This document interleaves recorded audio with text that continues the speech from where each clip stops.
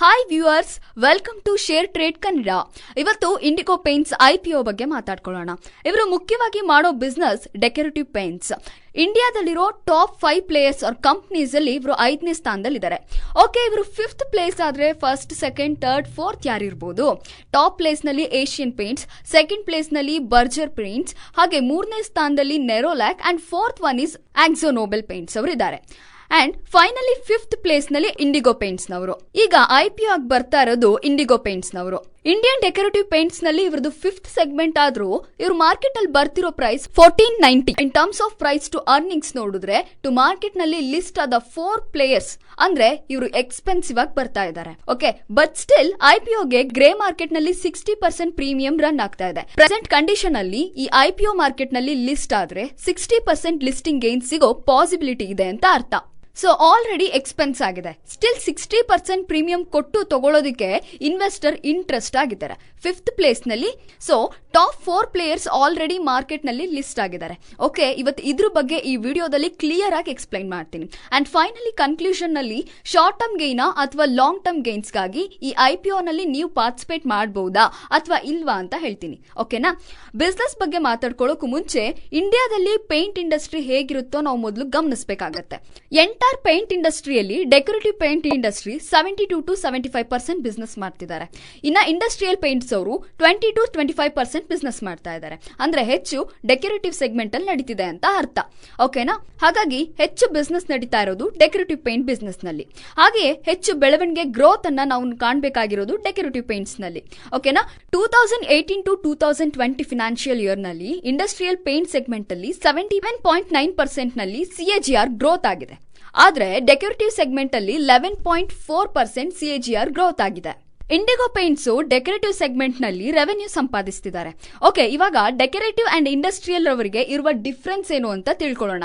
Normal ಆಗಿ ಮನೆಗಳಲ್ಲಿ ಅಥವಾ ನಾವು ಬಳಸುವ ವಸ್ತುಗಳು ಮನೆ ವಾತಾವರಣ ಅಲಂಕಾರವಾಗಿ ಕಾಣಿಸಕ್ಕೆ ನಾವು ಪರ್ಸನಲ್ ಚಾಯ್ಸ್ ಆಗಿ ಪೇಂಟ್ ಮಾಡಿಸ್ತೀವಲ್ವಾ, ಅದು ಡೆಕೋರೇಟಿವ್ ಸೆಗ್ಮೆಂಟ್ ಅಲ್ಲಿ ಬರುತ್ತೆ. ಇಂಡಸ್ಟ್ರಿಯಲ್ ಲೆವೆಲ್ ಪೇಂಟಿಂಗ್ ಅಂದ್ರೆ ಸೊ ಇಂಡಸ್ಟ್ರಿಯಲ್ ಆಚೆ ತಯಾರಾಗುವ ವೆಹಿಕಲ್ಸ್, ಗ್ಲಾಸ್ ಕೋಟಿಂಗ್ ಇವೆಲ್ಲ ಇಂಡಸ್ಟ್ರಿಯಲ್ ಪೇಂಟಿಂಗ್ ಬರುತ್ತೆ. ಡೆಕೋರೇಟಿವ್ ಸೆಗ್ಮೆಂಟ್ ಅಲ್ಲಿ ನಾವು ಕ್ಯಾಟಗರೀಸ್ ನೋಡಬಹುದು. Likewise emulsions, enamels, distemper, cement paints, primer and thinner ಇವೆಲ್ಲವನ್ನ ಈ ಕ್ಯಾಟಗರಿಯಲ್ಲಿ ಕಾಣಬಹುದು. ಇದರ ರಿಲೇಟೆಡ್ ಆಗಿ ಸ್ವಲ್ಪ ಬ್ರೀಫ್ ಆಗಿ ಮಾತಾಡೋಣ. ಸೊ ಎಮಲ್ಷನ್ಸ್ ಅಂದ್ರೆ ವಾಟರ್ ಬೇಸ್ಡ್ ಪೇಂಟ್ಸ್ ಅಂತಾರೆ. ಸೊ ಎಂಟೈರ್ ಡೆಕೋರೇಟಿವ್ ಪೇಂಟ್ಸ್ ನಲ್ಲಿ ಎಮಲ್ಷನ್ ಪೇಂಟ್ಸ್ ಗೆ ಒಳ್ಳೆ ಗ್ರೋತ್ ಇದೆ. ಇನ್ನು ಎನಾಮೆಲ್ಸ್ ಪೇಂಟ್ಸ್ ಅಂದ್ರೆ oil or solvent based painting ಇರುತ್ತೆ. ಅದರಲ್ಲಿ ಯಾರಾದ್ರೂ ಪೇಂಟ್ಸ್ ರಿಲೇಟೆಡ್ ನಲ್ಲಿ ಹೆಚ್ಚು ಹಣ ಖರ್ಚು ಮಾಡಬೇಕು ಅಂತ ಅನ್ಕೊಂಡ್ರೆ ಎಮಲ್ಷನ್ ಅವ್ರ ರಿಲೇಟೆಡ್ ಆಗಿ ಹೋಗ್ತಾರೆ. ಇಲ್ಲ ಅಂದ್ರೆ ಕಡಿಮೆ ಖರ್ಚಿಗೆ ಹೋಗ್ಬೇಕಂದ್ರೆ ಡಿಸ್ಟೆಂಪರ್ ಕಡೆ ಹೋಗ್ತಾರೆ. ಸೊ ಪಟ್ಟಿ ಆದ್ರೂ, ಪ್ರೈಮರ್ ಆದ್ರೂ, ಟಿನ್ನರ್ ಆದ್ರೂ ಎಲ್ಲಿ ಯೂಸ್ ಮಾಡ್ತಾರೆ? ವಾಲ್ ಕನ್ಸ್ಟ್ರಕ್ಟ್ ಆದಾಗ ವಾಲ್ ಸ್ವಲ್ಪ ಅನ್ಇವನ್ ಆಗಿ ಕಾಣಿಸ್ತಿರುತ್ತೆ ಅಲ್ವಾ, ಅವಾಗ ಪಟ್ಟಿ ಎಲ್ಲ ಯೂಸ್ ಮಾಡಿ ಲೆವೆಲ್ ಮಾಡಿ ಪ್ರೈಮರ್ ಹಾಕಿ ಆಮೇಲಿಂದ ಪೇಂಟ್ ಹಾಕ್ತಾರೆ. Most of the companies paint ಜೊತೆ ಪಟ್ಟಿ, ಟಿನ್ನರ್, ಪ್ರೈಮರ್ ಕೂಡ ತಯಾರಿಸ್ತಾರೆ. ಸೊ ಪೇಂಟ್ ಕಂಪನೀಸ್ ಎಲ್ಲಿ ಜಾಸ್ತಿ ಹಣ ಗಳಿಸ್ತಾರೆ ಅನ್ಕೊಂಡಿದ್ದೀರಾ? ಹೊಸದಾಗಿ ಏನಾದ್ರೂ ಮನೆ ಕಟ್ಟಿದ್ರೆ ಅಥವಾ ಫ್ಯಾಕ್ಟರೀಸ್ ಬಿಲ್ಡ್ ಮಾಡಿದ್ರೆ ಅದ್ರ ರಿಲೇಟೆಡ್ ಆಗಿ ಪೇಂಟ್ ಮಾಡಿಸಿದ್ರೆ ಅವರಿಗೆ ಹೆಚ್ಚು ಹಣ ಸಿಗುತ್ತೆ ಅಂತ ಅನ್ಕೊಂಡಿದೀವಿ ಅಲ್ವಾ? ಅದು ತಪ್ಪು, ಅದು ನಿಜ ಅಲ್ಲ. ಯಾಕಂದ್ರೆ ಪೇಂಟ್ ಇಂಡಸ್ಟ್ರಿಗೆ ಬರೋ ರೆವೆನ್ಯೂ ಅಲ್ಲಿ 70% ರೆವೆನ್ಯೂ ರೀಪೇಂಟಿಂಗ್ ನಲ್ಲಿ ಬರುತ್ತೆ.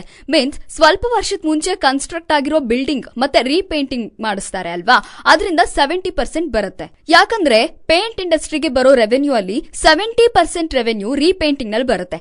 ಮೀನ್ಸ್ ಸ್ವಲ್ಪ ವರ್ಷದ ಮುಂಚೆ ಕನ್ಸ್ಟ್ರಕ್ಟ್ ಆಗಿರೋ ಬಿಲ್ಡಿಂಗ್ ಗೆ ರೀಪೇಂಟಿಂಗ್ ಮಾಡಿಸಿದಾಗ ಅಲ್ವಾ, ಅದರಿಂದ 70% ರೆವೆನ್ಯೂ ಬರುತ್ತೆ. ಕೇವಲ 30% ರೆವೆನ್ಯೂ ನ್ಯೂ ಕನ್ಸ್ಟ್ರಕ್ಷನ್ ಪೇಂಟ್ಸ್ ಇಂದ ಬರುತ್ತೆ. ನೆಕ್ಸ್ಟ್, ಈ ಪೇಂಟ್ ಇಂಡಸ್ಟ್ರಿ ರಿಲೇಟೆಡ್ ಆಗಿ ಯಾರೆಲ್ಲ ಮ್ಯಾನುಫ್ಯಾಕ್ಚರರ್ಸ್ ಇದಾರೋ ಅವರು ಟಿಂಟಿನ್ ಮಷೀನ್ ಇಂದ ಹೆಚ್ಚು ಬಿಸ್ನೆಸ್ ಗಳಿಸ್ತಾರೆ. ಈ ಮಷೀನ್ ಇಂದ ಅಡ್ವಾಂಟೇಜ್ ಏನಂದ್ರೆ ನಮ್ಗೆ ಗ್ರೀನ್ ಕಲರ್ ಐಡಿಯಾ ಇದೆ ಅಲ್ವಾ, ಬಟ್ ಗ್ರೀನ್ ಕಲರ್ ನಲ್ಲಿ ತುಂಬಾ ಶೇಡ್ಸ್ ಇರುತ್ತೆ. ಇವನ್ ರೆಡ್, ಯೆಲ್ಲೋ ಕಲರ್ ಆದ್ರೂ ಪರ್ಟಿಕ್ಯುಲರ್ ಕಲರ್ ನಲ್ಲಿ ಬೇಸ್ ಕಲರ್ ತುಂಬಾ ಶೇಡ್ಸ್ ಕಾಣಿಸುತ್ತೆ. ಸೊ ಕಸ್ಟಮರ್ ಪ್ರಿಫರೆನ್ಸ್ ಪ್ರಕಾರ ಈ ಟಿಂಟಿನ್ ಮಷೀನ್ ಮುಖಾಂತರ ನಾವು ಆ ರೀತಿಯ ಎಲ್ಲಾ ಶೇಡ್ ಗಳನ್ನ ತಯಾರಿಸಬಹುದು. ಓಕೆ, ಅದಕ್ಕೋಸ್ಕರ ಈ ಟಿಂಟಿನ್ ಮಿಷನ್ ರಿಲೇಟೆಡ್ ಆಗಿ Asian paints, Berger paints, Nerolac, Indigo paints ಇವರೆಲ್ಲ ಸ್ಪೆಂಡ್ ಮಾಡಬೇಕಾಗತ್ತೆ. ಯಾರೆಲ್ಲ ಹೋಲ್ಸೇಲ್ ಆಗಿ ಪೇಂಟ್ಸ್ ನ ಸೇಲ್ ಮಾಡ್ತಿರ್ತಾರೋ ಅವ್ರ ಹತ್ರ ಟಿಂಟಿನ್ ಮಿಷಿನ್ ಇರುತ್ತೆ ಅಂತ ಅರ್ಥ. ಸೊ ಯಾವ ಕಂಪನಿ ಈ ಟಿಂಟಿನ್ ಮಿಷಿನ್ ನ ಎಷ್ಟು ಮೇಂಟೈನ್ ಮಾಡ್ತಾರೋ ಅವರೆಲ್ಲಾ ಡೀಟೇಲ್ಸ್ ನಾನು ಈ ಸ್ಕ್ರೀನ್ ಮೇಲೆ ತೋರಿಸ್ತಾ ಇದ್ದೀನಿ. ಸೊ ಈ ಇಂಡಸ್ಟ್ರಿನಲ್ಲಿ most important things strong distribution, strong dealer network. Financial year 18 to financial year 20 in between ಇವರ ಡೀಲರ್ ನೆಟ್ವರ್ಕ್ ಯಾವ ತರ ಚೇಂಜ್ ಆಗಿದೆಯೋ, ಎಷ್ಟು CAGR ಗ್ರೋ ಆಗಿದೆಯೋ ಅನ್ನೋದನ್ನ ನಾವು ಗಮನಿಸಬಹುದು. ಈ growth both top 2 company companies ನಲ್ಲಿ ಹೆಚ್ಚು ಕಾಣ್ತಾ ಇದೆ. ಸೊ ಏಷ್ಯನ್ ಪೇಂಟ್ಸ್ ರಿಲೇಟೆಡ್ ಆಗಿ 15% CIGR ಮೇಂಟೈನ್ ಆಗಿದೆಯಂತೆ. ಸೊ ನೆರೋಲೆಕ್ ರಿಲೇಟೆಡ್ ಆಗಿ 17% CIGR ಮೇಂಟೈನ್ ಆಗಿದೆ. ಸೊ ಜಿಡಿಪಿಗೆ ಇಂಡಸ್ಟ್ರಿಗೆ ಪಾಸಿಟಿವ್ ಕೋರಿಲೇಷನ್ ಇರುತ್ತೆ. ಸೊ ಜಿಡಿಪಿ ಚೆನ್ನಾಗಿ ಗ್ರೋ ಆಗ್ತಾ ಇದೆ. ಈ ಇಂಡಸ್ಟ್ರಿಗೆ ಸೇಲ್ಸ್ ಕೂಡ ತುಂಬಾ ಚೆನ್ನಾಗಿ ಆಗ್ತಾ ಇದೆ. ಸೊ ಇದಕ್ಕೆ ಸಿಂಪಲ್ ಎಕ್ಸಾಂಪಲ್ ಹೇಳ್ಬೇಕಂದ್ರೆ, ರೀಪೇಂಟಿಂಗ್ ಬಂದು ಮನೆಗೆ ಯಾವ ಸಮಯದಲ್ಲಿ ಮಾಡಿಸ್ಬೇಕು ಅಂತ ಯೋಚಿಸ್ತೀರಾ? ಸೊ ನಮ್ ಎಲ್ಲಾ ಸಂಬಂಧಪಟ್ಟ ಅವಸರಗಳನ್ನ ತೀರಿಸ್ಕೊಂಡ್ಮೇಲೆ ಇನ್ನು ಅದ್ರ ತಕ್ಕಂತೆ ದುಡ್ಡು ಉಳಿದಿದ್ರೆ ಅವಾಗ ತಾನೇ ನಾವು ರೀಪೇಂಟಿಂಗ್ ಮಾಡ್ಸಕ್ಕೆ ಓಕೆ ಅಂತ ಮುಂದಾಗ್ತೀವಿ. ಆದ್ರಿಂದ ಇಂಡಿಯನ್ ಜಿಡಿಪಿ ಗ್ರೋಗೆ ಈ ಪೇಂಟ್ ಇಂಡಸ್ಟ್ರಿಗೆ ಪಾಸಿಟಿವ್ ಕೋರಿಲೇಷನ್ ಇರುತ್ತೆ. ಹಾಗೆ ಗಮನಿಸಿದ್ರೆ ವಿಲೇಜಸ್ ಮತ್ತೆ ಸಿಟೀಸ್ಗೆ ಕಂಪೇರ್ ಮಾಡೋದಾದ್ರೆ ಸಿಟೀಸ್ ನಲ್ಲಿ ಹೆಚ್ಚು ರೀಪೇಂಟಿಂಗ್ ಅಥವಾ ಎಕ್ಸ್ಪೆನ್ಸಿವ್ ಪೇಂಟಿಂಗಿಗೋಸ್ಕರ ದುಡ್ಡು ಸ್ಪೆಂಡ್ ಮಾಡ್ತಾರೆ. ಸೊ ಅರ್ಬನೈಸೇಷನ್ ಬೆಳೀತಾ ಬೆಳೀತಾ ಈ ಪೇಂಟಿಂಗ್ ಗೆ ಪಾಸಿಟಿವ್ ಆಗಿರುತ್ತೆ. ನೆಕ್ಸ್ಟ್ ಕಂಪನಿಯ ಇಂಡಸ್ಟ್ರಿ ರಿಲೇಟೆಡ್ ಆಗಿ ಪಾಸಿಟಿವ್ ಮತ್ತೆ ನೆಗೆಟಿವ್ಸ್ ಬಗ್ಗೆ ಮಾತಾಡ್ಕೊಳ್ಳೋಣ. ಈ ಕಂಪನೀಸ್ ಬೇಕಾಗಿರೋ ರಾ ಮೆಟೀರಿಯಲ್ ಹೆಚ್ಚು ಇವರು ಡಿಪೆಂಡ್ ಆಗಿರೋದು ಕ್ರೂಡ್ ಮೇಲೆ. ಸೊ ಪ್ರೀವಿಯಸ್ ಆಗಿ ನಾವು ಸ್ವಲ್ಪ ತಿಂಗಳುಗಳ ಹಿಂದೆ ಹೋದ್ರೆ ಕ್ರೂಡ್ ಆಯಿಲ್ ಪ್ರೈಸ್ ರಿಲೇಟೆಡ್ ಆಗಿ ತುಂಬಾ ಫಾಲ್ ಆಗಿದೆ. ಸೊ ಅದು ಪೇಂಟ್ ಇಂಡಸ್ಟ್ರಿಗೆ ಅಡ್ವಾಂಟೇಜ್. ಕ್ರೂಡ್ ಆಯಿಲ್ ಪ್ರೈಸ್ ಕಡಿಮೆ ಆದ್ರೆ ಇವ್ರಿಗೆ ಬೇಕಾಗಿರೋ ರಾ ಮೆಟೀರಿಯಲ್ ಪ್ರೈಸ್ ಕೂಡ ಕಡಿಮೆ ಆಗಿರುತ್ತೆ. ಆದ್ರಿಂದ ಇದು ಇವರಿಗೆ ಅಡ್ವಾಂಟೇಜ್ ಆಗಿರುತ್ತೆ. ಆದ್ರೆ ಯಾವಾಗ್ಲಾದ್ರೂ ಗ್ಲೋಬಲ್ ಟೆನ್ಷನ್ಸ್ ಕಾರಣವಾಗಿ ಕ್ರೂಡ್ ಆಯಿಲ್ ಪ್ರೈಸ್ ಜಾಸ್ತಿ ಆದ್ರೆ ಇದು ಇವ್ರಿಗೆ ನೆಗೆಟಿವ್ ಆಗುತ್ತೆ. ಸೊ ಬಜೆಟ್ ನಲ್ಲಾದ್ರೂ, ರಿಯಲ್ ಎಸ್ಟೇಟ್ ನಲ್ಲಾದ್ರೂ, ಹೌಸಿಂಗ್ ರಿಲೇಟೆಡ್ ನಲ್ಲಾದ್ರೂ ಗವರ್ಮೆಂಟ್ ಏನಾದ್ರೂ ಹೊಸದಾಗಿ ಸ್ಕೀಮ್ಸ್ ಏನಾದ್ರೂ ತಗೊಂಡು ಬಂದ್ರೆ, ಏನಾದ್ರೂ ಗವರ್ಮೆಂಟ್ ಹೊಸದಾಗಿ ರೂಲ್ಸ್ ತಗೊಬಂದ್ರೆ ಅದು ಇವ್ರಿಗೆ ಪಾಸಿಟಿವ್ ಆಗಿರುತ್ತೆ. ಸೊ ಹಿಂದೆ ಆಗ್ಲೇ ಮಾತಾಡ್ಕೊಂಡ್ ಹಾಗೆ ಪೇಂಟ್ ಕಂಪನಿ ಸಂಪಾದನೆಯಲ್ಲಿ ಡೆಕೋರೇಟಿವ್ ಪೇಂಟ್ಸ್ ನಿಂದಾನೆ 70% ಅನ್ನೋದು ಅದು ರೀಪೇಂಟ್ ಇಂದಾನೆ ಬರ್ತಿದೆ ಅಂತ ಗೊತ್ತಾಗ್ತಿದೆ. ಇನ್ನು 30% ಮಾತ್ರನೇ ನ್ಯೂ ಕನ್ಸ್ಟ್ರಕ್ಷನ್ ಇಂದ ಬರ್ತಾ ಇದೆ ಅನ್ನೋದು ನಮಗ್ ಗೊತ್ತು. ಸೊ ಇದರಲ್ಲಿ ರೀಪೇಂಟಿಂಗ್ ಸೈಕಲ್ ಅನ್ನೋದು ತುಂಬಾ ಇಂಪಾರ್ಟೆಂಟ್. ಒಂದ್ಸತಿ ರೀಪೇಂಟಿಂಗ್ ಮಾಡಿದ್ರೆ ಮತ್ತೆ ಎಷ್ಟು ವರ್ಷಗಳಿಗೆ ಮಾಡಿಸ್ತಿದ್ದಾರೆ? ಈ ಮಧ್ಯದಲ್ಲಿ ಗ್ಯಾಪ್ ಎಷ್ಟು ಅಂದ್ರೆ 2010 ಪ್ರೀವಿಯಸ್ ಸಮಯದಲ್ಲಿ ಆ ಪೀರಿಯಡ್ ನಲ್ಲಿ 7 ರಿಂದ 8 ವರ್ಷಕ್ಕೆ ಒಂದ್ಸತಿ ಪೇಂಟ್ ಮಾಡಿಸ್ತಾ ಇದ್ರು. ಐ ಮೀನ್ ರೀಪೇಂಟಿಂಗ್ ಮಾಡಿಸ್ತಾ ಇದ್ರು. ಸೊ ಪ್ರೀವಿಯಸ್ ಇಯರ್ ನಲ್ಲಿ 7 to 8 years ರೀಸೈಕಲ್ ಇದ್ದಿದ್ದು ಇದೀಗ 5 ವರ್ಷಕ್ಕೆ ಚೇಂಜ್ ಆಗಿದೆ. ಅದನ್ನು ಪೇಂಟ್ ಇಂಡಸ್ಟ್ರಿಗೆ ಪಾಸಿಟಿವ್ ಆಗಿರುತ್ತೆ. ಬಿಕಾಸ್ 70% ರೆವೆನ್ಯೂ ರೀಪೇಂಟಿಂಗ್ ನಿಂದಾನೇ ಬರ್ತಾ ಇರೋದು. ಆದ್ರಿಂದ ಸೈಕಲ್ ಪೀರಿಯಡ್ ಕಟ್ ಆದಷ್ಟು ಪೇಂಟ್ ಸೇಲ್ಸ್ ಆದಷ್ಟು ಬೆಳೆಯುತ್ತೆ.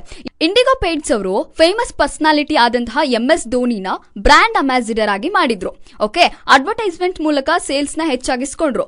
ಸೊ ಬಿಸ್ನೆಸ್ ಮಾಡ್ತಾ ಮಾರ್ಜಿನ್ಸ್ ನ ಹೆಚ್ಚು ಬೆಳೆಸ್ತಾ ಜೊತೆಗೆ ಪ್ರಾಫಿಟಬಲ್ ತಗೊಳ್ಳೋದ್ರ ಜೊತೆ ಬ್ರ್ಯಾಂಡ್ ಎಸ್ಟಾಬ್ಲಿಷ್ ಮಾಡೋ ಪ್ರಯತ್ನ ಕೂಡ ಮಾಡ್ತಿದ್ದಾರೆ. ಬಿಕಾಸ್ ಈ ಬಿಸ್ನೆಸ್ ನಲ್ಲಿ ಲಾಂಗ್ ಟರ್ಮ್ ಗ್ರೋತ್ ಆಗ್ಬೇಕಂದ್ರೆ, ಬಿಗ್ ಸಿಟೀಸ್ ನಲ್ಲಿ ಹೆಚ್ಚು ಸೇಲ್ಸ್ ಬೇಕಂದ್ರೆ, ಟೈರ್ 1 ಟೈರ್ 2 ಸಿಟೀಸ್ ನಲ್ಲಿ ಸೇಲ್ಸ್ ಬೇಕಂದ್ರೆ ಬ್ರ್ಯಾಂಡ್ ವ್ಯಾಲ್ಯೂ ಮೇಲೆ ಸೇಲ್ಸ್ ಅಲ್ಲಿ ನಡೀತಾ ಇರುತ್ತೆ. ಆದ್ರಿಂದ ಇವರು ಬ್ರ್ಯಾಂಡ್ ಪ್ರಮೋಷನ್ ರಿಲೇಟೆಡ್ ಆಗಿ ಮೊದಲಿಂದಾನೇ ಫೋಕಸ್ ಮಾಡ್ತಿದ್ದಾರೆ ಅಂತ ಅರ್ಥ. ಅದೇ ತರ ಇನ್ನು ಸ್ವಲ್ಪ ಪ್ರಾಡಕ್ಟ್ ನ ಇವರೇ ಇಂಡಿಯಾದಲ್ಲಿ ಫಸ್ಟ್ ಟೈಮ್ ತಂದಿರುವ ಮೆಟಾಲಿಕ್ ಪೇಂಟ್ಸ್ ನು ಅಥವಾ ಫ್ಲೋರ್ ಕೋಟ್ ಪೇಂಟ್ಸ್ ನು ಹಾಗೂ ಡಿಫರೆನ್ಸ್ ಪ್ರಾಡಕ್ಟ್ ನ ಇವರೇ ಮೊದಲು ಇಂಡಿಯಾಗೆ ತಂದಿರೋದ್ರ ಕಾರಣದಿಂದಾಗಿ ಈ ಡಿಪಾರ್ಟ್ಮೆಂಟ್ ಅಲ್ಲಿ ಮಿಕ್ಕಿರೋ ಕಂಪನಿಗಳಿಗಿಂತ ಬೆಟರ್ ಪರ್ಫಾರ್ಮೆನ್ಸ್ ಮಾಡ್ತಾ ಇದ್ದಾರೆ. ಇವರ ರೆವೆನ್ಯೂ ಮೋರ್ ದನ್ 20% ಈ ಸೆಗ್ಮೆಂಟ್ ಇಂದಾನೆ ಬರ್ತಿದೆ ಅಂತ ಅರ್ಥ. ಸೊ ನೆಕ್ಸ್ಟ್ ಮ್ಯಾನೇಜ್ಮೆಂಟ್ ಬಗ್ಗೆ ಮಾತಾಡೋಣ. ಈ company managing director Hemant Jalan ಹಾಗೆ ಎಕ್ಸಿಕ್ಯೂಟಿವ್ ಡೈರೆಕ್ಟರ್ ಅನಿತಾ ಜಲಾನ್ ಇವರಿಬ್ರು ಕಂಪನಿ ಸ್ಟಾರ್ಟ್ ಮಾಡಿದಾಗಿಂದ 2000 ಇಂದ 2 ಡಿಕೆಡ್ಸ್ ಅಂದ್ರೆ 20 years ನಿಂದ ಇದೇ ಕಂಪನಿಲಿ ಇದ್ದಾರೆ. ಸ್ಪೆಷಲಿ 1970 ನಲ್ಲಿ ಹೇಮಂತ್ ಜಲಾನಿ IIT ಕಾನ್ಪುರ್ ನಲ್ಲಿ ಕೆಮಿಕಲ್ ಇಂಜಿನಿಯರಿಂಗ್ ಕಂಪ್ಲೀಟ್ ಮಾಡಿದ್ದಾರೆ. ಸೊ ಕಂಪನಿ ರಿಲೇಟೆಡ್ ಆಗಿ ಇನ್ನೊಂದು ಅಡ್ವಾಂಟೇಜ್ ಗಮನಿಸೋದಾದ್ರೆ ಟೋಟಲ್ 3 ಮ್ಯಾನುಫ್ಯಾಕ್ಚರ್ ಫೆಸಿಲಿಟೀಸ್ ಇಂಡಿಯಾದಲ್ಲಿ ರನ್ ಮಾಡ್ತಾ ಇದ್ದಾರೆ. So first one is Rajasthan, ಇನ್ನೊಂದು ಕೇರಳ ಅಂಡ್ ತಮಿಳುನಾಡು. ಇವರು ಈ ಪ್ಲೇಸ್ ಗಳನ್ನೇ ಸೆಲೆಕ್ಟ್ ಮಾಡೋದಕ್ಕೆ ಮುಖ್ಯ ಸ್ಟ್ರಾಟಜೀಸ್ ನ ಬಳಸಿದ್ದಾರೆ. ರಾಜಸ್ಥಾನ್ ಪ್ಲಾನೆಟ್ ಹೆಚ್ಚು ವಾಟರ್ ಬೇಸ್ಡ್ ಎಮಲ್ಷನ್ ಪೇಂಟ್ ನ ತಯಾರು ಮಾಡ್ತಾರೆ. ಸಿಮೆಂಟ್ ಬೇಸ್ಡ್ ಪೇಂಟ್ ನು ಹೆಚ್ಚು ತಯಾರು ಮಾಡ್ತಾರೆ. ಇದರ ರಿಲೇಟೆಡ್ ಆಗಿ ಪ್ರಿನ್ಸಿಪಲ್ ರಾ ಮೆಟೀರಿಯಲ್ ಕಚ್ಚಾ ವಸ್ತುಗಳು ವೈಟ್ ಸಿಮೆಂಟ್ ಬೇಕಾಗಿರುತ್ತೆ. ಹಾಗೆ ಲೈಮ್, ಡಾಲ್ಮೇಟ್, ಟಾಲ್ಕಾಮ್ ಯಾವ್ಯಾವ ರಾ ಮೆಟೀರಿಯಲ್ಸ್ ಇವ್ರಿಗೆ ಬೇಕಾಗಿದ್ಯೋ ಅದು ಹೆಚ್ಚು ರಾಜಸ್ಥಾನ್ ಮತ್ತು ಗುಜರಾತ್ ನಲ್ಲೇ ಲಭ್ಯವಾಗುತ್ತೆ. ಸೊ ಇವರು ತಯಾರಿಸುವ ಪೇಂಟ್ಸ್ ಗೆ ಯಾವ್ಯಾವ ರಾ ಮೆಟೀರಿಯಲ್ಸ್ ಬೇಕಿದ್ಯೋ ಆ ರಾ ಮೆಟೀರಿಯಲ್ಸ್ ಅವ್ರಿಗೆ ಅಲ್ಲೇ ಸುಲಭವಾಗಿ ಸಿಗುತ್ತೆ. ಸೊ ಮ್ಯಾನುಫ್ಯಾಕ್ಚರಿಂಗ್ ಫೆಸಿಲಿಟಿ ಇಟ್ಟು ಟ್ರಾನ್ಸ್ಪೋರ್ಟೇಷನ್ ಚಾರ್ಜಸ್ ನ ಕಡಿಮೆ ಮಾಡಿರೋ ಕಾರಣದಿಂದಾಗಿ ರಾ ಮೆಟೀರಿಯಲ್ ಮತ್ತು ಟ್ರಾನ್ಸ್ಪೋರ್ಟೇಷನ್ ರಿಲೇಟೆಡ್ ಆಗಿ ಹೆಚ್ಚು ಹಣ ಸ್ಪೆಂಡ್ ಮಾಡೋ ಅವಶ್ಯಕತೆ ಇಲ್ಲ. ಮಿಕ್ಕಿರೋ ಕಂಪನಿಗೆ ಕಂಪೇರ್ ಮಾಡಿದ್ರೆ ಹಣ ಇನ್ನೂ ಕಡಿಮೆನೇ ಇರುತ್ತೆ. ಈಗ ನೆಗೆಟಿವ್ ಬಗ್ಗೆ ಮಾತಾಡ್ಕೊಳ್ಳೋಣ. ಮೊದಲಿಗೆ important risk factor IPO related ಆಗಿ. ಈ IPO ಫೆಬ್ರವರಿ 2 ಲಿಸ್ಟ್ ಆಗುತ್ತೆ. ಬಜೆಟ್ ಆದ್ಮೇಲೆ ಲಿಸ್ಟ್ ಆಗೋದ್ರಿಂದ ಬಜೆಟ್ ಮಾರ್ಕೆಟ್ ನ ನಿರಾಸೆಗೊಳಿಸಿದ್ರೆ ಮಾರ್ಕೆಟ್ ರಿಲೇಟೆಡ್ ಆಗಿ ಹೈ ವೊಲಾಟಿಲಿಟಿ ಇರುತ್ತೆ. ಸೊ ಆದ್ರಿಂದ short term listing gains impact create ಮಾಡೋದಕ್ಕೆ ಸ್ಕೋಪ್ ಇರುತ್ತೆ. ಆದ್ರಿಂದ ಬಜೆಟ್ ಆದ್ಮೇಲೆ ಲಿಸ್ಟ್ ಆಗೋದ್ರಿಂದ ನೆಗೆಟಿವ್ ಆಗಿ ನೋಡ್ಬೇಕಾಗುತ್ತೆ.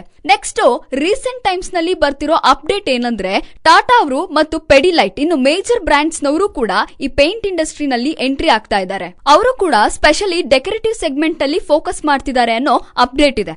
ಅವರಿಗಿರೋ ಮೇನ್ ಅಡ್ವಾಂಟೇಜ್ ಅಂದ್ರೆ ಬ್ರ್ಯಾಂಡ್. ಸೊ ಬ್ರ್ಯಾಂಡ್ ರಿಲೇಟೆಡ್ ಆಗಿ ಇನ್ನು ಹೆಚ್ಚು ಹಣ ಸ್ಪೆಂಡ್ ಮಾಡೋ ಅವಶ್ಯಕತೆ ಅವ್ರಿಗಿಲ್ಲ. ಸೊ ಎಕ್ಸಿಸ್ಟಿಂಗ್ ಅವರ ಮಾರ್ಕೆಟ್ ಶೇರ್ ನ ಹೊಸದಾಗಿ ಬರೋರು ತಗೊಳ್ಳೋ ಹೋಪ್ ಇದೆ. ಸ್ಪೆಷಲಿ ರೆಪ್ಯೂಟೆಡ್ ಬ್ರ್ಯಾಂಡ್ ಸೆಗ್ಮೆಂಟ್ ಅಲ್ಲಿ ಎಂಟರ್ ಆಗ್ತಿದ್ದಾರೆ. ಆದ್ರಿಂದ ಇಫ್ ಇನ್ ಕೇಸ್ ಎಂಟರ್ ಆದ್ರೆ ಇವರಿಗೆ ಇನ್ನೂ ನೆಗೆಟಿವ್ ಆಗುತ್ತೆ. ಇವರು ಲಿಸ್ಟಿಂಗ್ ಬರ್ತಾ ಇರೋ ಪ್ರೈಸ್ ಕೂಡ ತುಂಬಾ ಎಕ್ಸ್ಪೆನ್ಸ್ ಆಗಿದೆ. ನೆಕ್ಸ್ಟ್ ಈ company managing director Hemant Jalan ಅಂದ್ಕೊಂಡಿದ್ವಿ ಅಲ್ವಾ, ಇವ್ರ ವಯಸ್ಸು ಅಬೋವ್ 70 ಇಯರ್ಸ್ ಇದೆ ಅಂಡ್ ಮೋರ್ ದನ್ 20 ಇಯರ್ಸ್ ಇಂದ ಕಂಪನಿನ ಸಕ್ಸಸ್ಫುಲ್ ಆಗಿ ರನ್ ಮಾಡ್ತಿದ್ದಾರೆ. ಇವರು ಏಜ್ 70 ಆಗಿರೋದ್ರಿಂದ ಕರೆಂಟ್ ಇನ್ವೆಸ್ಟ್ ಮಾಡ್ತಿರೋ ಇನ್ವೆಸ್ಟರ್ಸ್ಗೆ ಸ್ವಲ್ಪ ರಿಸ್ಕ್ ಫ್ಯಾಕ್ಟರ್ ಇರುತ್ತೆ. ನೆಕ್ಸ್ಟ್ ಕಂಪನಿ ಸ್ಟಾಕ್ ಮಾರ್ಕೆಟ್ ನಲ್ಲಿ ಲಿಸ್ಟ್ ಆಗಿರೋ ಕಂಪನೀಸ್ ಜೊತೆ ಕಂಪೇರ್ ಮಾಡ್ತಾ ಕಂಪನಿ ಫಿನಾನ್ಷಿಯಲಿ ಮತ್ತು ಫಂಡಮೆಂಟಲ್ಸ್ ನ ಗಮನಿಸುವ ಪ್ರಯತ್ನ ಮಾಡೋಣ. ಸೊ ಟಾಪ್ ಸೈಡ್ ಗಮನಿಸಿದ್ರೆ ಇವರ ರೆವೆನ್ಯೂ ಗ್ರೋತ್ ಫಿನಾನ್ಷಿಯಲ್ ಇಯರ್ 18 ನಲ್ಲಿ 20.7 ಇದೆ, ಫಿನಾನ್ಷಿಯಲ್ ಇಯರ್ 19 ನಲ್ಲಿ 33.4 ಇದೆ, ಫಿನಾನ್ಷಿಯಲ್ ಇಯರ್ 20 ಅಲ್ಲಿ 16.6 ರೆವೆನ್ಯೂ ಗ್ರೋತ್ ಇದೆ. ಆಲ್ರೆಡಿ ಲಿಸ್ಟ್ ಆಗಿರೋ ಜೊತೆ ಕಂಪೇರ್ ಮಾಡಿದ್ರೆ ಬೆಟರ್ ಆಗಿದೆ. ಆದ್ರೆ ನೀವು ಗಮನಿಸಿ ಮಾರ್ಜಿನ್ಸ್ ಹೆಚ್ಚಾಗಿ ಕಾಣಿಸ್ತಾ ಇಲ್ಲ. ಸೊ ಆಲ್ರೆಡಿ ಲಿಸ್ಟ್ ಆಗಿರೋ ಪ್ಲೇಯರ್ಸ್ ಗೆ ಗ್ರಾಸ್ ಮಾರ್ಜಿನ್ ಜಾಸ್ತಿ ಇರುತ್ತೆ. ಬಿಕಾಸ್ ಆಡ್ ರಿಲೇಟೆಡ್ ಆಗಿ ಹೆಚ್ಚು ಸ್ಪೆಂಡ್ ಮಾಡಿರೋ ಅವಶ್ಯಕತೆ ಅವ್ರಿಗಿರೋದಿಲ್ಲ. ಆಲ್ರೆಡಿ ಅವ್ರಿಗೆ ಎಸ್ಟಾಬ್ಲಿಷ್ ಆಗಿರೋ ಬ್ರ್ಯಾಂಡ್ ಇರೋದ್ರಿಂದ ಓಕೆ ಪ್ರೈಸ್ ಸ್ವಲ್ಪ ಜಾಸ್ತಿ ಇದ್ರೂ ಕಸ್ಟಮರ್ಸ್ ಬಂದು ಪರ್ಚೇಸ್ ಮಾಡ್ತಾರೆ. ಆದ್ರೆ ಈಗ ಡೆವಲಪ್ ಆಗ್ತಿರೋ ಬ್ರ್ಯಾಂಡ್ಸ್ ಯಾವಾಗ್ಲೂ ಪ್ರೈಸ್ ಜಾಸ್ತಿ ಮಾಡೋ ಪ್ರಯತ್ನ ಮಾಡಲ್ಲ.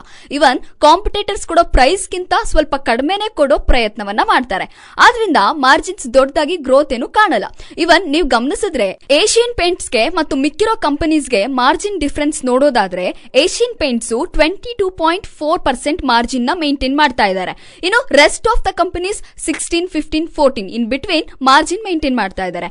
ಇದೇ ಡಿಫರೆಂಟ್ ಈ ಸೆಗ್ಮೆಂಟ್ ಅಲ್ಲಿ ಒನ್ಸ್ ಬ್ರ್ಯಾಂಡ್ ಎಸ್ಟಾಬ್ಲಿಷ್ ಆದ್ಮೇಲೆ ಕಸ್ಟಮರ್ಸ್ ಪ್ರಿಫರ್ಡ್ ಯಾವಾಗ್ಲೂ ಬ್ರ್ಯಾಂಡ್ ರಿಲೇಟೆಡ್ ಆಗಿರೋದ್ರಿಂದ ಪೇಂಟ್ ಪ್ರೈಸಿಂಗ್ ಅಡ್ವಾಂಟೇಜ್ ಕೊಡುತ್ತೆ. ಸೊ ಆದ್ರಿಂದ ಮಾರ್ಜಿನ್ ಇಂಪ್ರೂವ್ಮೆಂಟ್ಸ್ ಕೂಡ ಇರುತ್ತೆ.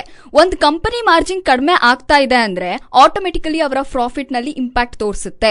ನೆಕ್ಸ್ಟ್ ಇವರ ROE ಗಮನಿಸಿದ್ರೆ ಫಿನಾನ್ಷಿಯಲ್ ಇಯರ್ ನಲ್ಲಿ 10.1 ಇರುವುದು ಫಿನಾನ್ಷಿಯಲ್ ಇಯರ್ 20 ಗೆ 24.3 ಬಂದಿದೆ. ಟಾಪ್ 2 ಕಂಪನೀಸ್ ಯಾವ ತರ ROE ಮೇಂಟೈನ್ ಮಾಡ್ತಿದಾರೋ ನಿಯರ್ಲಿ ಇವರು ಅದೇ ರೀತಿ ROE ಮೇಂಟೈನ್ ಮಾಡೋದಕ್ಕೆ ಪ್ರಯತ್ನ ಪಡ್ತಿದ್ದಾರೆ ಅಂತ ಅರ್ಥ. ಇವನ್ ಇವರ ROE ಟಾಪ್ 2 ಕಂಪನಿ ಆದ್ಮೇಲೆ ಅದೇ ತರ ROE ಮತ್ತೆ ROCE ಮೇಂಟೈನ್ ಮಾಡ್ತಿರೋ company Indigo paints. So next Indigo EPS ಅಂದ್ರೆ ಅರ್ನಿಂಗ್ ಪರ್ ಶೇರ್ ಗಮನಿಸಿದ್ರೆ ₹10.61 ಇದು ಪ್ರೀವಿಯಸ್ ಡೇಟಾ. ಆದ್ರೆ ಲಾಸ್ಟ್ 6 ಮಂತ್ಸ್ ಡೇಟಾ ಪ್ರಕಾರ ನೋಡಿದ್ರೆ near to 6% earning per share ಇದೆ. ಸೊ ನೆಕ್ಸ್ಟ್ 6 ಮಂತ್ಸ್ ನಲ್ಲಿ ಸೇಮ್ ಅರ್ನಿಂಗ್ ಪರ್ ಶೇರ್ ಅಂದ್ಕೊಂಡ್ರೆ ಇನ್ನೊಂದು ₹6 ಸೇರಿದ್ರೆ ಟೋಟಲಿ ₹12 ಹತ್ರ ಅರ್ನಿಂಗ್ ಪರ್ ಶೇರ್ ಆಗುತ್ತೆ. ಸೊ ಇವರು ಬರ್ತಿರೋ ಪ್ರೈಸ್ ₹14.90. ಆದ್ರಿಂದ ಇವರ EPS ₹12. ಆದ್ರಿಂದ ಇವೆರಡನ್ನೂ ಕ್ಯಾಲ್ಕುಲೇಟ್ ಮಾಡಿದ್ರೆ ನಿಯರ್ ಟು 120 ಹತ್ರ ಬರುತ್ತೆ. So Asian paints near to 100 price ನಲ್ಲಿ ಟ್ರೇಡ್ ಆಗ್ತಾ ಇದೆ. ಇನ್ನು Berger paint near to 120, Nerolac near to 65, Akzo near to 50 trade ಆಗ್ತಾ ಇದೆ. ಇವನ್ ಇಷ್ಟು ಎಕ್ಸ್ಪೆನ್ಸ್ ಆಗಿ ಬರ್ತಾ 60% nearly grey market premium maintain ಆಗ್ತಾ ಇದೆ. ಏನಕ್ಕಾಗ್ತಾ ಇದೆ ಅಂದ್ರೆ ಯಾವಾಗ್ಲಾದ್ರೂ ಒಂದು IPO ಬರ್ತಾ ಅದಕ್ಕೆ ರಿಲೇಟೆಡ್ ಆಗಿ ಲೀಡರ್ಸ್ ಸ್ಟಾಕ್ ಮಾರ್ಕೆಟ್ ನಲ್ಲಿ ಲಿಸ್ಟ್ ಆಗಿ ಅವುಗಳು ಇನ್ನೂ ಬೆಟರ್ ವ್ಯಾಲ್ಯೂಯೇಷನ್ ನಲ್ಲಿ ಅಂದ್ರೆ ಸ್ವಲ್ಪ ಚೀಪ್ ವ್ಯಾಲ್ಯೂಯೇಷನ್ ನಲ್ಲಿ ಕಾಣಿಸ್ತಾ ಇರುವಾಗ ಬರೋ IPO ಎಕ್ಸ್ಪೆನ್ಸಿವ್ ಆಗಿದೆ ಅಂತ ಅರ್ಥ. ಇದನ್ನ ಏನಕ್ಕೆ ಅಪ್ಲೈ ಮಾಡಬೇಕು ಅನ್ನೋ ಅವಾಯ್ಡ್ ಮಾಡೋ ಥಾಟ್ ಬಂದಾಗ IPO ಮತ್ತೆ EPS ಗ್ರೋತ್ ನ ಗಮನಿಸೋಕೆ ಪ್ರಯತ್ನ ಮಾಡಿ. ಆಲ್ರೆಡಿ ಸ್ಟಾಕ್ ಮಾರ್ಕೆಟ್ ನಲ್ಲಿ ಲಿಸ್ಟ್ ಆಗಿರೋ ಕಂಪನೀಸ್ EPS ಗ್ರೋತ್ ಅನ್ನ ಮತ್ತೆ ಬರ್ತಿರೋ IPO ಗ್ರೋತ್ ಅನ್ನ ಕಂಪೇರ್ ಮಾಡಿ. ಇವರ RHPA ನಲ್ಲಿ ಪೇಜ್ ನಂಬರ್ 119 ನಲ್ಲಿರುವ EPS ಯಾವ ತರ ಗ್ರೋ ಆಗಿದೆ ಅಂದ್ರೆ 2018 to 19, 19 to 20 ನಮಗ್ ಕಾಣಿಸ್ತಾ ಇರುತ್ತೆ. ಗಮನಿಸಿ ಫಿನಾನ್ಷಿಯಲ್ ಇಯರ್ 18 ನಲ್ಲಿ ಫಿನಾನ್ಷಿಯಲ್ ಇಯರ್ 17 to 18 ನಲ್ಲಿ ಇವರ ಅರ್ನಿಂಗ್ ಪರ್ ಶೇರ್ 2.81 ಇದೆ ಅಂತ. ನೆಕ್ಸ್ಟ್ ಇಯರ್ ಗೆ ಎಷ್ಟು ಬದಲಾವಣೆ ಆಗಿದೆ ಅಂದ್ರೆ ನಿಯರ್ ಟು 6 ಆಗಿದೆ. ಮೀನ್ಸ್ ಮೋರ್ ದನ್ ಡಬಲ್ ಆಗಿದೆ. ಫಿನಾನ್ಷಿಯಲ್ ಇಯರ್ 18-19 ನಲ್ಲಿ ₹6 ಇರುವ earning per share next year ಗೆ 10.6 ಆಗಿದೆ ಅಂತ. ಈಗ financial year 20 means last 6 months average ತಗೊಳ್ಳಿ. 2020 ನಲ್ಲಿ April, May, June, July, August, September ಈ 6 ತಿಂಗಳನ್ನ ನಾವು ಗಮನಿಸಬಹುದು. ಈ 6 ತಿಂಗಳಲ್ಲಿ ಯಾವ ತರ ಬಿಸ್ನೆಸ್ ಆಗಿದೆ ಅಂತ ನಮಗ್ ಗೊತ್ತು. ಅಲ್ಲಿ most of the months lock down ನಲ್ಲೇ ಹೋಗಿದೆ. ಇವನ್ ಕನ್ಸ್ಟ್ರಕ್ಷನ್ ಆಕ್ಟಿವಿಟಿ ಅಲ್ಗಲ್ಗೆ ನಿಂತು ಹೋಗಿದೆ.